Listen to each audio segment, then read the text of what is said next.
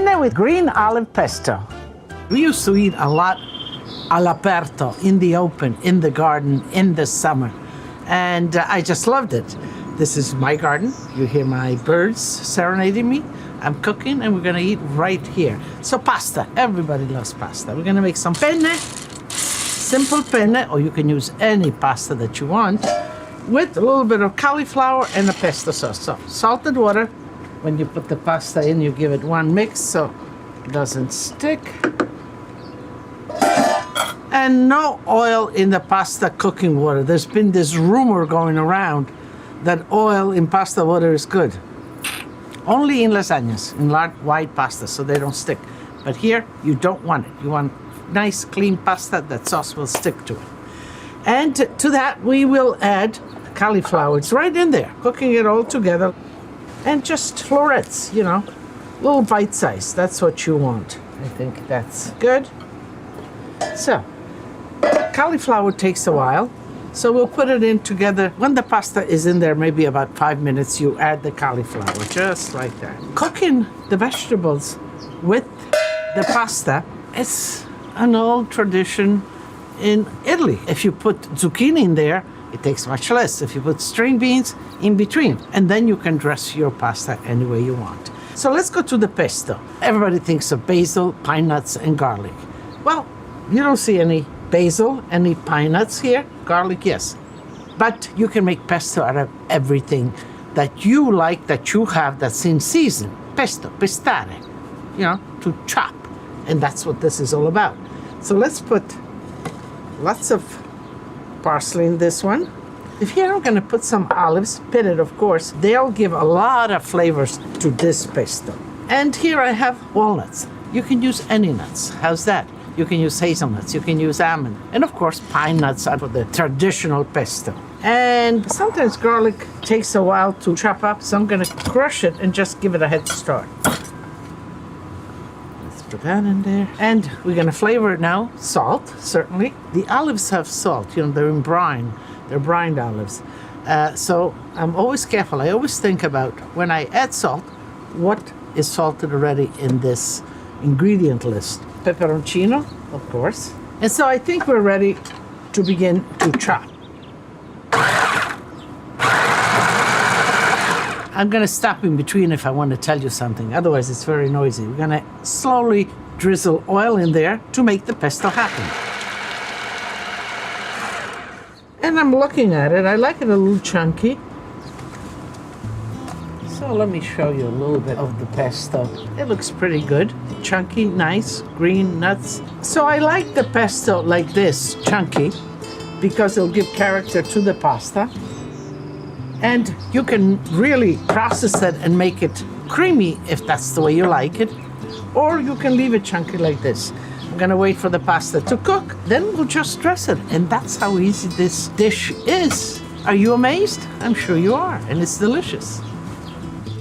Buongiorno, benvenuti to my library. It's my little special getaway place where I read your emails, watch your videos, and I answer all your questions. Here I have a video now. Chris sent in a video. Hi, Miss Lidia. My name is Chris Hernandez. I would like to know, how do you know when your pasta is ready? My wife is getting really tired of me throwing spaghetti onto the wall and waiting for it to stick so that I can know that it's ready. What's your method? Ciao. Ah, Chris, that's great. I love that. Yes, the old saying goes, butta la pasta sul muro e quando si attacca è fatta. So the meaning to that is really to tell you that the pasta, when it's cooked, it has a little sticky side to it that should be left on the pasta, because that's where the sauce adheres to. But I would say, you know, first of all, look at the box, see how much time they tell you it should need. So stay around that time. Secondly, before you reach that time, just pull out a strand on one pasta and taste it. I like my pasta very al dente. I don't know how you like your pasta, but if you taste it, you will know. So now you have become the guardian of that pasta cooking in there. And you have the duty to taste that pasta and to tell your wife, it is cooked, pull it out, drain it. And you know what? I hope you painted that wall after you got all the pasta off of it. Thanks for the question. So the pesto is done in a bowl. We're going to put the pasta right in here.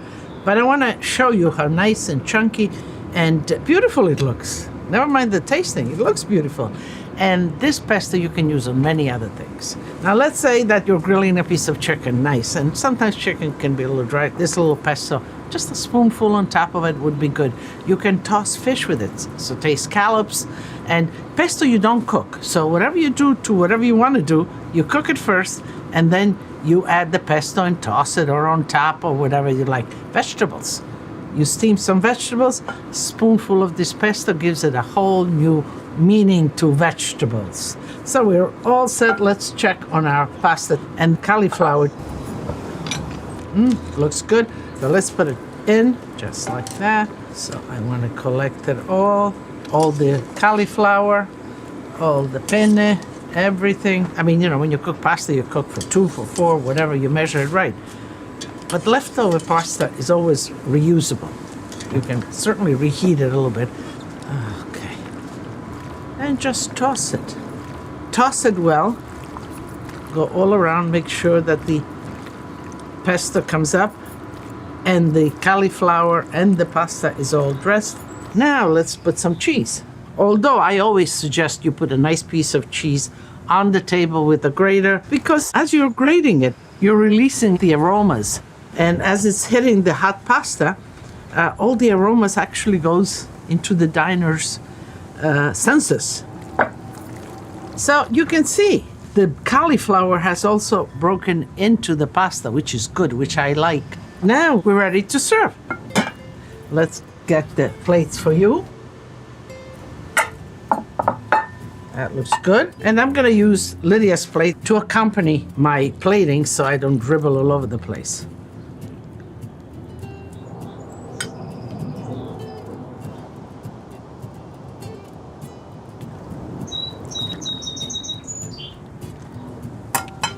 You hear my little bird? How beautiful is this? Amongst my garden, my flowers, my trestle, the birds singing.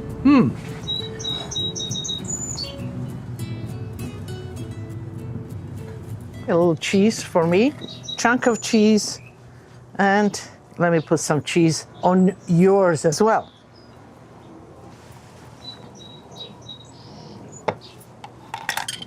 A pesto is a pronounced flavor, so you can serve Chardonnay or a Sauvignon or a blend. This one is Chardonnay, Sauvignon, and Picolit blend. Picolit is from Friuli, so it brings me back home a little bit, and it has a nice body. So let's dive in here. Actually quite mellow, and the cauliflower has really cooked and it becomes almost creamy. So let me taste the wine that I suggest, because the only way to learn about wines is to keep on tasting them. That makes sense? Perfect, perfecto. It's good, it's a nice sort of merenda. Yeah.